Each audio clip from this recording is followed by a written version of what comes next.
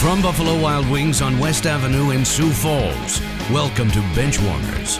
Today's featured guests are KDLT Sports Director Mark Ovenden, Midco Sports Network's Jason Andera, Argus Leader sportswriter Matt Zimmer, and our host, Midco Sports Network's Tom Neiman. Hello, welcome again to Benchwarmers here at Buffalo Wild Wings in Sioux Falls this week, and oh, so much brain power, probably more than we need. But we like to be covered. So, what's going on, fellas? We're kind of in a little bit of a breather period as far as big sports go, I would say. But the British Open is this week. I will get up at 5 in the morning and watch that this week. You? No, but I'll watch it when my mic's falling off here. I'll watch it when I get up. That's the beauty of Wimbledon and British Open back to back.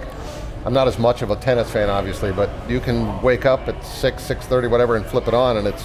Yeah, I do that all the time. Yeah, I figured. That's your schedule. I'm not going to get up extra early to watch, but I'll watch it when I get up. All right, what else is going on with you guys? Jason, you're on vacation this week. Thanks for being here. But what's going on in the high school world? Yeah, I've been trying to pack in as much vacation as possible because I'm always ready for some high school sports, and we're getting ready for our 7-on-7 thing that we do with Curtis Riggs, and that's our first look at high school teams. That comes up in a week or so it's always fun to check out the new quarterbacks. And yeah, year-round I'm just patrolling the recruiting scene as far as high school goes and just getting ready for the fall. Jim, what's going on this week? I'm on vacation too.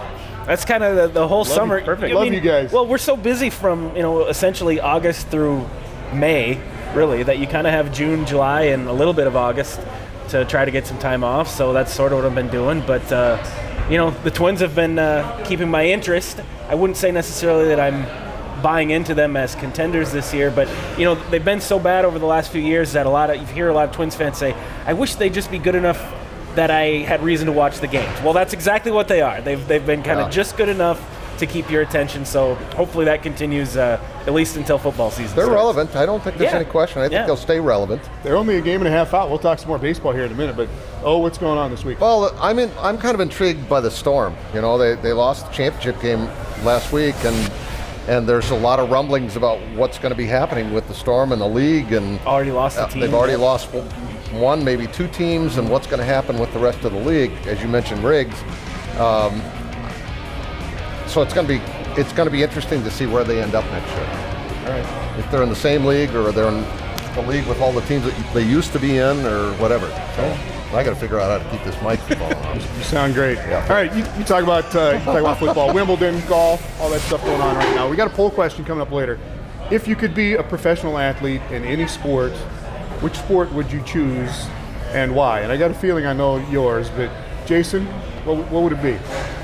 I'm gonna have to say basketball because it's probably the furthest reach for me. It was the most fun sport for me to play. I would love to be at the professional level. I love baseball too.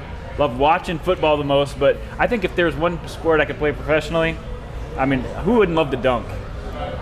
I know you would, Tom. I would, really. We've talked about that You talk about the money and the guaranteed contracts in the NBA right now. They've got those little junior hoops at the gym if you really want to go dunk that bad. Yeah, and you get...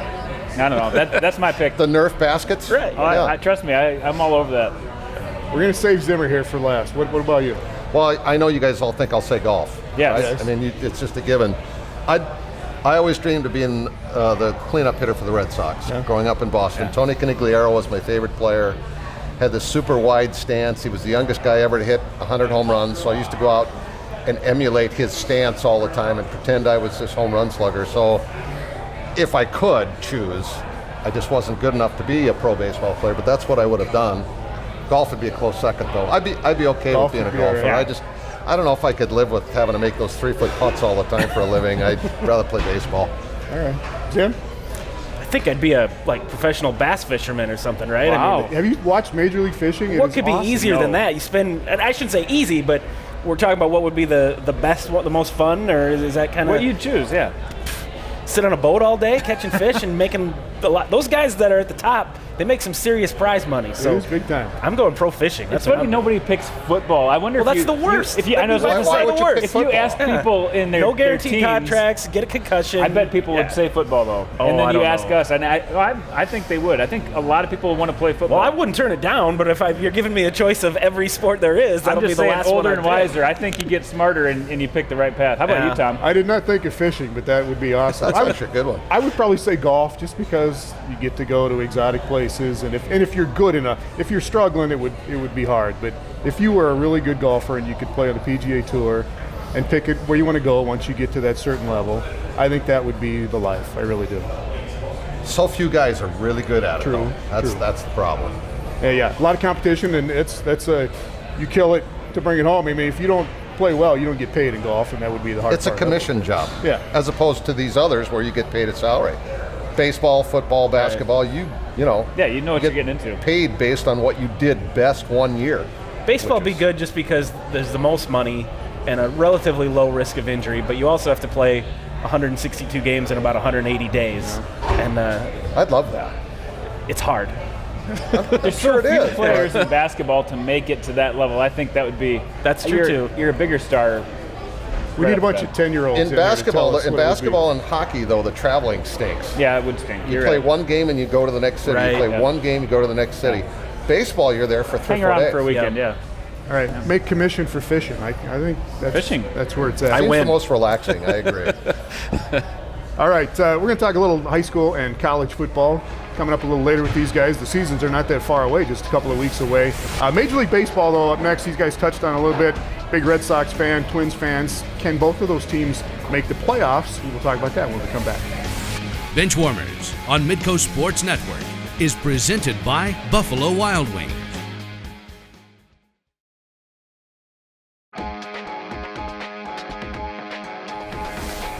Welcome back to Benchwarmers here at Buffalo Wild Wings in Sioux Falls. And let's talk about Major League Baseball, back from the All-Star break now. And the Minnesota Twins in the American League Central, a game and a half back of Cleveland. Kansas City's right behind them. But you guys, big Twins fans, and Zim, you touched on this, and I asked you this before. Do you think they're going to make the playoffs? Do they have a chance? They have a chance. No, I don't think they probably are. Really? It reminds me of 2 years ago when they surprisingly were kind of around 500 all year, and you kept waiting for the other shoe to drop, and it never really did. They were in the race right to the final series of the season, missed out on it, but that year was kind of a good indicator of why they're still in. They only finished 4 games over 500 that year, but with the expanded playoffs, with the extra wild card, that's about all you need to do to stay in contention. And I don't think this is a 90-win team, but 82, 84 wins might be enough. And if they can, their bullpen has gotten a lot better. That's been their biggest weakness throughout the year. Bartolo Colon is pitching tomorrow. We'll see if he brings anything to their starting rotation. Yeah, but if he's any kind of upgrade, and Santana and Berrios continue to pitch well, I think, like I said, they can just kind of hang into that periphery of the race, which is a lot easier to do than it used to be. Bartolo Colon's 44 years old, and he pitches on Tuesday, the night before this show is going to be on, but why bring him in? This is a legit. Yeah, they think he can win games for him. Don't they? I don't get that at all. And really, the Twins don't have a roster you look at, and you're even looking at the standings for me. I mean, Right. I have had trouble even looking at the standings, pretending that we're a contender this year, even though you're right. All you have to be is 4 games over 500 to really make a run. But well, guys like Kyle Gibson and some of the other starters Phil have Hughes just been so bad, that what's it hurt to take a flyer on Cologne? I mean, he's been bad this year with the Braves, and then they sent him to AAA for a rehab start, and it didn't go well, and they called him up anyway. Yeah, I'd still go buy a ticket and watch him pitch. Yeah, but I don't think they're doing it to sell tickets. They think he might be better than Kyle Gibson. or he's a pinch hitter. That one of the tells two. you what the Well, Gibson's got, I think, the most run support of anybody in baseball, and he's still in trouble. 6 and 8 or Right, whatever his yeah. record Well, his is. ERA is 7. Even Santana's been very inconsistent.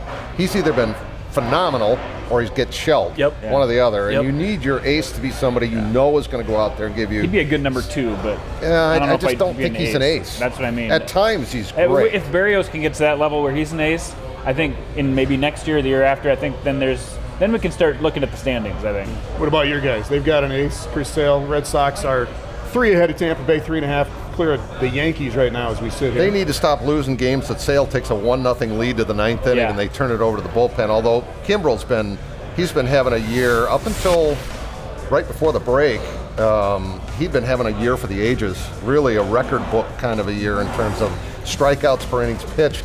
He's got, I think, going into last night, 71 strikeouts and 5 walks. And he's averaging almost 2 strikeouts per inning. So he's been great, but he gave up a home run to lose a 1-0 win. Why does he do this when he pitches out of the stretch? Why does he lean over and put his arm out like that? I think he's trying to look menacing.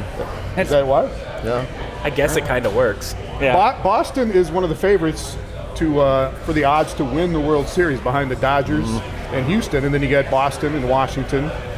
Kansas City is 20-1 on the last odds I looked at, which isn't going to happen, but you never really count the them Red out. Sox right in there. The Sox need a third baseman. They got rid of Pablo Sandoval, and they're eating a $50 million chunk. Eating is kind of an appropriate word. I was going to say, unintended. They're eating a $50 million chunk of this $198 million contract that he'd signed.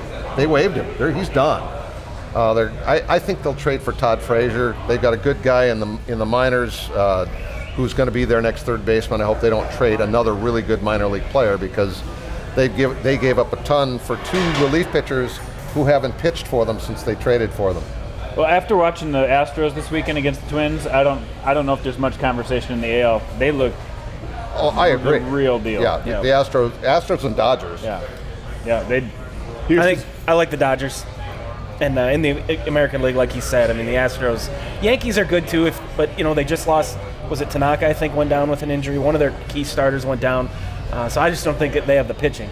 Trade deadline's here at the end of the month. Will the Twins go do anything? I bet they'll make a minor move. Send a average prospect somewhere for a decent middle reliever or 2. But are they going to land an ace starter that's going to give them a jolt down the? No. Everybody's talking about Sonny Gray. He's a right-handed pitcher, a starter for Oakland right now that maybe the Twins would go after, but they'd have to give up too much to get Sonny right. Gray. And they're still, see that happen. Despite the fact they're contending right now, they're still rebuilding. Yeah. And when you're still rebuilding, you don't trade a big piece for. I don't think the minors is as stocked as it used to be. For well, the that's Twins part of either. it too. Yeah. They don't have as many available assets, I guess, as they used to. Well, for you Twins fans, I hope it goes well. Thank you, Royals fans. Yeah, you bet. All right, when we come back, let's talk about some football, high school football with Jason Andera and the Missouri Valley team, South Dakota State, South Dakota. They start their fall camps coming up about a week from now. Zimmer's predictions for the finishing order in the Missouri Valley are out right now. We'll talk about that when we come back. Benchwarmers on Midco Sports Network is presented by Buffalo Wild Wings.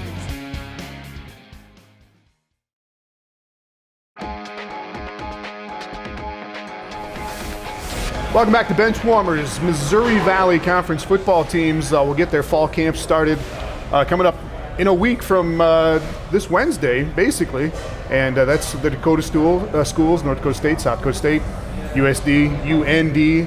Zim, you are a pollster in the Missouri Valley Football Conference, and your prediction, your I made them public, top yes. 10 is out right now, and North Dakota State number 1, South Dakota State number 2. That's probably what most people are thinking, isn't it? Yeah, you probably could have flip-flopped them either way. NDSU, I think, is, based on their tradition, maybe earned the nod there, especially with what happened in the playoff game last year.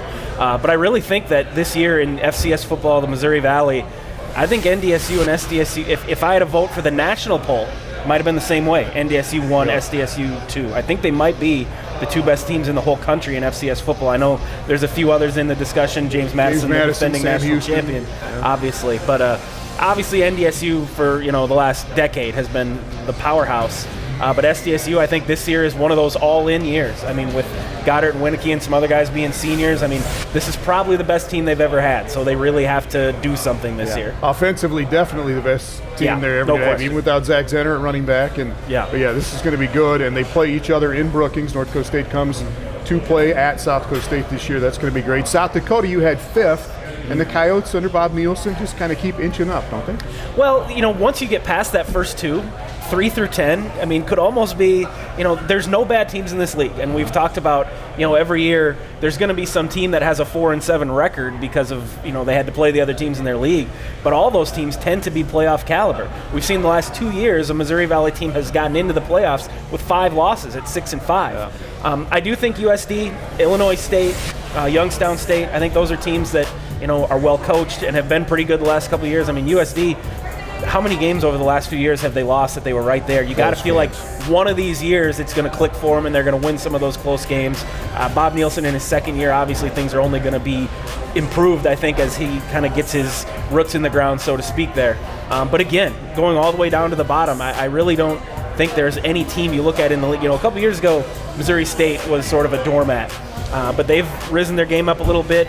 Indiana State's got some question marks with their coaching staff changes and whatnot, but 1 through 6, 7, 8 playoff caliber teams as usual. It's brutal in the Missouri Valley. It's going to be a great year in the conference. And Jandy, you have studied quite a bit on this in the last month or so. South Dakota State making a big splash with some early recruits, some verbal commitments, and a lot of good kids from Sioux Falls. Well, that's the key, I think, is to win the best players as close as you can to the campus and expand from there. And for years, South Dakota State has done that over USD. And with Bob Nielsen coming in, I think it takes a while for a new coach to really win the home turf. And this year, more than any year I remember, the early verbals are pouring in positive for the Jackrabbits. They have gotten some significant talent. And next year, one of the best classes we're going to have from high school in this state. And no verbals from that class yet, but these to-be seniors in high school, the Seth Bensons and the Zach Hines and the rest of these guys, the linemen, Mason McCormick's, they keep going to Brookings, and congratulations to the Jacks. All right, high school football, not that far away. Let's talk a little bit about who's going to be good in the Sioux Falls and in the biggest ranking in South Dakota, 11-3A. Well, nothing to surprise anybody, but the Washington Warriors, the only thing they're going to compete against is some of the great Washington teams of the past. They are really in that level this year with one of the all-time great quarterbacks, I think, in Jaden Johansson, who keeps getting better. He's just a junior. Tupac Capea's special, and he's going to be just a junior. Not to mention all the seniors on this team. You've got Will Farniak going to Nebraska, and you add, like I just said, Seth Benson, Zach Hines, and Brock Walker. That keeps going on and on. They will not have a game within a competitive game this year. Let's just put it that way. I don't want to put a number on them, but they will not have a competitive game this year. They are that good. You drop down one class from there with the Brookings and the Yanktons and the Hurons and the Mitchells of the world. Yeah, you pretty much 11AA. Yeah, Harrisburg, and I expect Pierre to be right in it with one of the best quarterbacks in the state, and Peyton Zabel. He's going to elevate Pierre's game this year, and Harrisburg made it to the title game last year and bring back their quarterback and their best running back in Jack Anderson, so they'll be right there too. All right. Going to be exciting. And I know everybody's been so busy, it's hard to pay attention to high school football, but it's going to be here in about a month. It's going to be here pretty soon. I'm going back to South Dakota State. I played in a golf tournament up in Fargo over the weekend, which, bison carts and shirts, and you get a lot of that when you go up there. Yeah. And I think it's going to be fun to see what happens this year between those two schools because they play at Brookings. And like you said, this is kind of an all-in year for the Jacks. Mm-hmm. How often can you say you've got two guys that are almost certainly going to be playing on Sundays on your offense? State, and so Taryn better enjoy that. Yeah, I think this is going to be a fun year for Jack. The Bison defense is going to be nasty again. So they always are. That is going to be a great game. All right, when we come back, our Winging It question of the week from the lunchtime crowd here at Buffalo Wild Wings. Benchwarmers on Midco Sports Network is presented by Buffalo Wild Wings.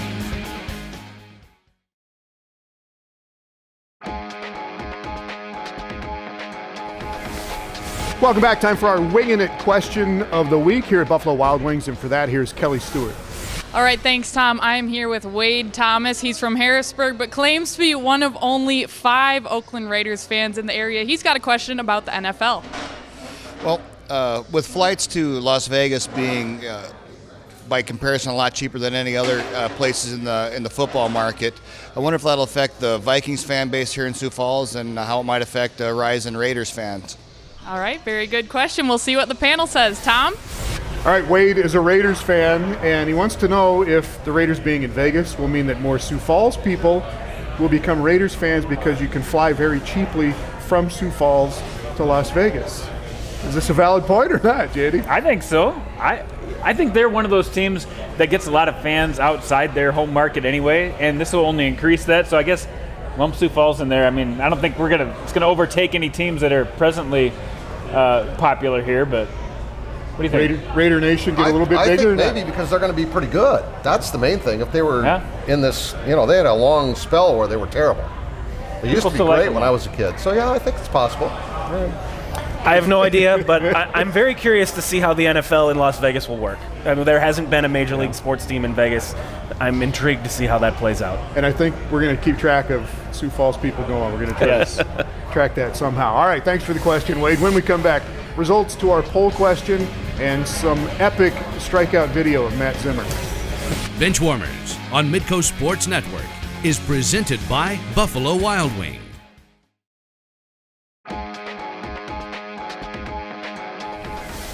Welcome back to Benchwarmers here at Buffalo Wild Wings. Our poll question of the week is, if you could pick any sport to go pro in, what would it be? And that's a very broad-ranging question, but we had about 175 votes.